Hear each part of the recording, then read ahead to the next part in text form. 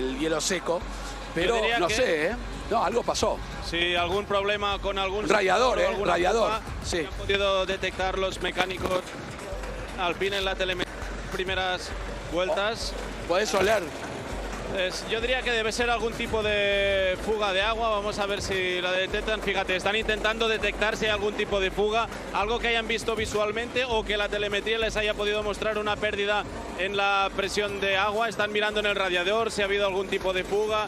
A lo mejor puede ser a veces alguna piedra que entra a la zona de radiadores y puede golpear el radiador, o simplemente una pequeña grieta que haga perder la presión del sistema de refrigeración, y lo hayan visto, como te decía, de dos maneras: o con una fuga visual o simplemente porque la telemetría ha detectado una caída en la presión. Bueno, por eso ahora sacaron el hielo seco, que no dejaba ver justamente si había algo.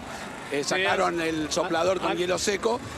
Han sacado la ventilación forzada para ver si realmente los